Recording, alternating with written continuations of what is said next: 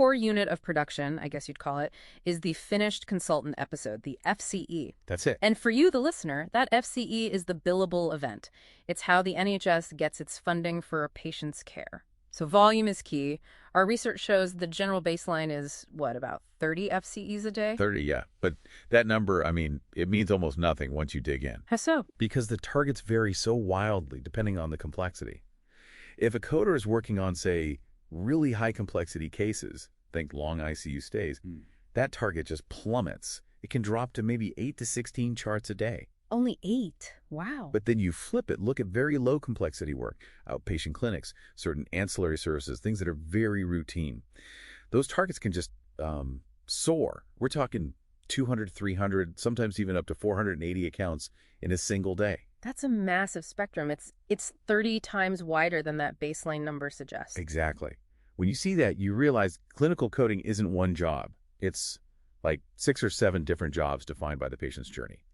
Coding an orthopedics chart can be like filling out a pre-made form. Simple, but coding a complex ICU stay is like trying to build the tax code from scratch with just a box of receipts. And the data really shows that, doesn't it? Especially when you break it down by specialty. High-volume areas like orthopedics, they're averaging around 94 claims a day, mostly because the documentation is so structured. Template-driven, exactly. But then you have gastroenterology or OTOL or oncology.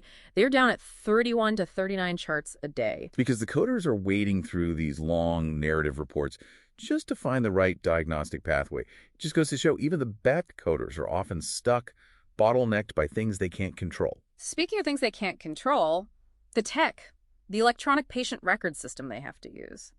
We looked at the 2 big ones in the NHS, Epic and Cerner. And there's a pretty stark difference in efficiency. Oh, there is.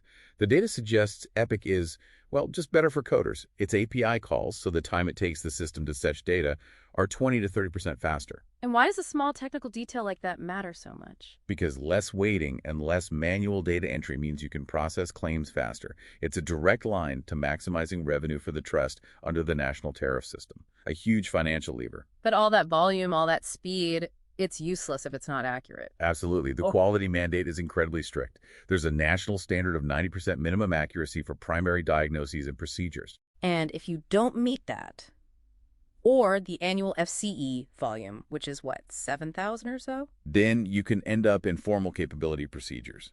But more critically, missing that 90% target puts millions in revenue at risk. You get payment refusals, clawbacks. It's serious. So if accuracy and finance are so linked, what's stopping coders from hitting their targets? I would have guessed it was, staff shortages. You'd think so, but the single biggest barrier, the one that comes up again and again, is just poor quality documentation from the clinical staff. So the doctor's notes. Yes. Coders talk about note bloat. They're forced to sift through hundreds of pages or send time-consuming queries just to find one clear diagnosis. That inefficiency is what kills productivity. Okay, so where does this go in the future? We're hearing so much about AI, about computer-assisted coding. And for good reason. The data we're seeing suggests AI using natural language processing can increase a coder's daily capacity by over 400%. 400. It's a fundamental shift in the job. It moves from manual abstraction, that painful digging through note bloat, to automated validation. The coder becomes an expert who confirms what the machine suggests. So the daily target becomes less about pure speed. It's much more about complexity, your experience, and the tools you